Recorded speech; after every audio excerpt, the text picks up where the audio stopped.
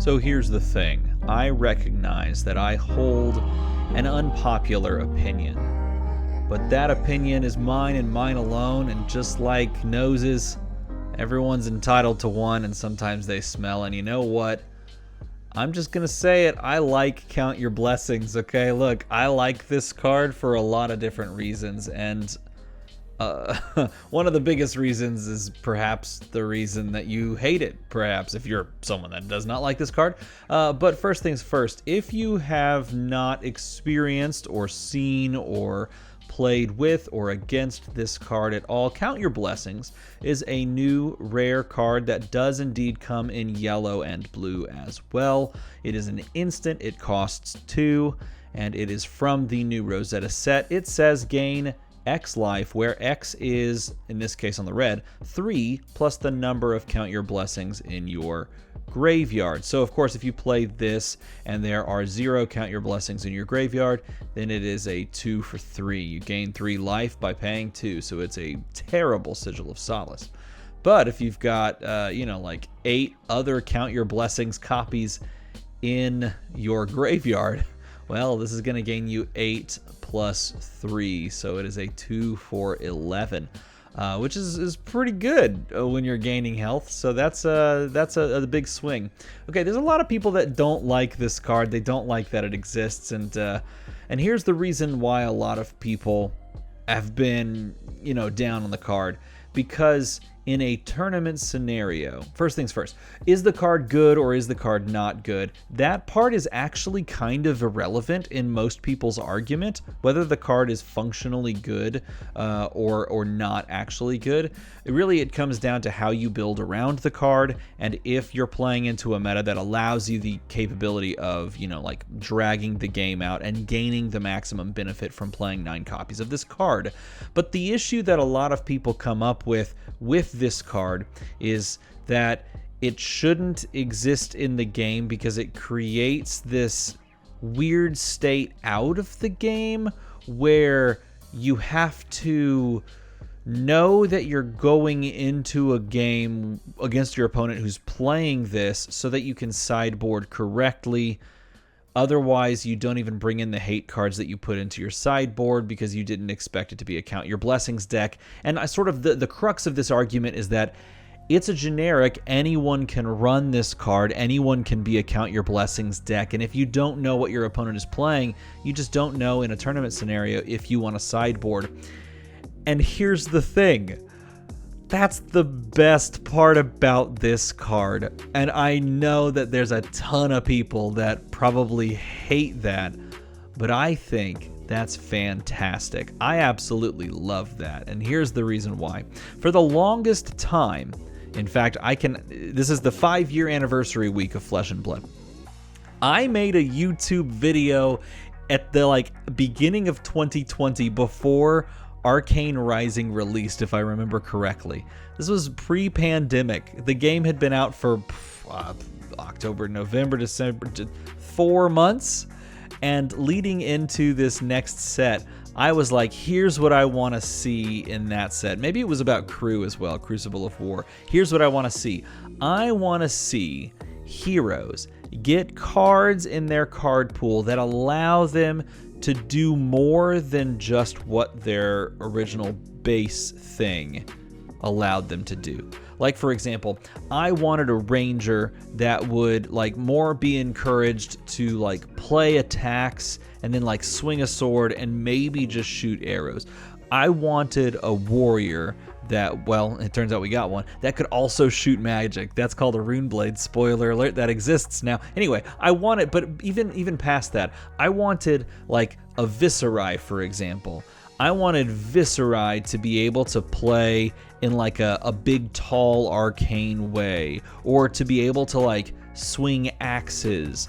And so when you actually sat down to play with a hero and against another hero, you had to diagnose the matchup on the fly during the game and experience this whole new thing. And it also encouraged deck builders. The idea was that it would encourage deck builders to really try new things and build outside of what you would normally think of a hero, being able to do.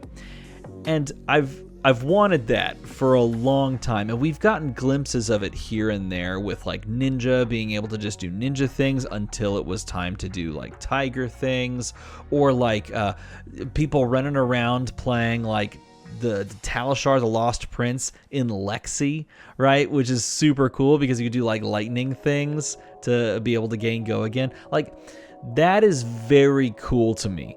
The idea that you have the ability to branch out and do something different is exciting from a casual enjoyer and a tinkerer of decks. Like, I love deck building and tinkering and trying weird things that people aren't expecting. So, of course, I like this card. Now, I do want to preface this by saying I understand at a competitive level the frustration of not knowing what you're going into. I have played in, callings and things like that where I did not know what my dash hero was going to be presenting. And so if I had sideboarded incorrectly for that matchup, I would have been down but not out is a good way to say it, right? I would have been very far behind in the outset. And yes, this card does that.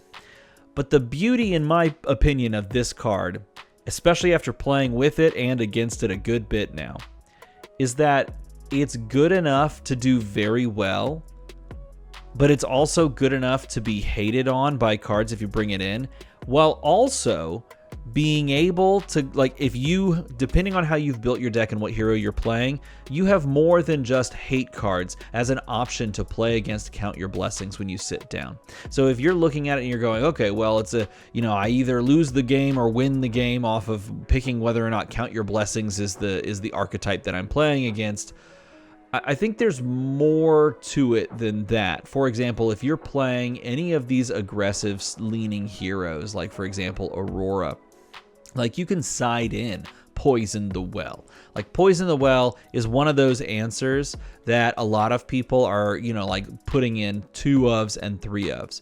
But if you are playing Aurora and there's, the possibility that your opponent could be on Count Your Blessings, but you're not sure, so you don't want to side in Poison the Well, the counterplay, if it turns out they are playing Count Your Blessings, the counterplay is to just build up big, overwhelming turns and then start like snowballing your aggression, choosing like in these micro moments to arsenal a card after you've stripped their hand of 2, maybe 3 cards, meaning that if they do have a Count Your Blessings in their hand, you are forcing them to either play it for like bad value or just trapping them into like arsenaling it and not doing much with their turn. Like, choosing to arsenal a card or then just go full ham if they're trying to keep cards in their hand and pushing damage. This is the secondary way to play into the strategy of Count Your Blessings. And so in a lot of ways, a lot of heroes have more than just one tool at their disposal in the form of hate cards to actually play into Count Your Blessings. But the benefit is the best part to me. Like, you can build a Count Your Blessings anything. You could build a Count Your Blessings Verdance deck, and it's pretty solid. But you can also build the same deck with different tools at her disposal and do very similar, like, grindy control things without that. And so you as a deck builder get to choose what you want to do. If you want to lean into Count Your Blessings or if you don't want to include it at all, right? You can build Count Your Blessings Enigma, and then you can immediately lose to non-Count Your Blessings Enigmas in the top 8s of callings. Like, that's cool to me. That's like not a derision on anyone. I'm not knocking anyone for that. The fact that you can do that is just cool. You can build, as a player, a Count Your Blessings Acilio. Why would you want to? Well, that's for you to decide. I mean, he's got tools at his disposal to like manipulate Count Your Blessings. You can discard them off of his hero effect to like super hyper load his graveyard with Count Your Blessings to get faster value on that. This, in my opinion, makes the card incredibly exciting. I very much feel, after playing with it and playing against it a lot, I would say I probably played against it more than I have with it, but I've been playing multiple decks now with this card.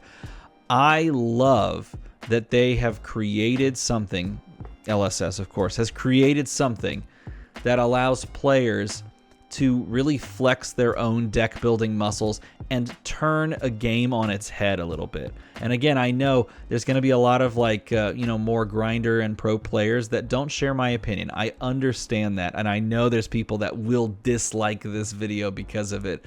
But the cool thing about this is that it always creates an air of mystery in a tournament format. And it could very well be that this card just is not very good, and it doesn't end up being good in this meta, or it could be that the card ends up being totally fine in the meta and then gets even better in a future meta. And maybe it needs to be revisited there, but from an ideological standpoint, I love the idea of generic cards that allow you to pivot a strategy. Like, this is not E-Strike. This is not Command and Conquer. This is not a staple in every deck. This is a very specific choice that you have to make when you build the deck if you want to build around it. And some heroes are going to be able to do it better, but the fact that every hero can do it is super cool in my mind. So I understand that I have an unpopular and a minority opinion here. But you know, sometimes it's just okay to be a little different. I'm counting my blessings as we're closing in on 5 years of Flesh and Blood, 8 years on this channel, and almost 22,000 viewers. So if you'd like to make that number go to something that's just really nice, press the button. Make the number go slightly higher. Numbers going up is what we're about. Hit subscribe, and we'll go on up together.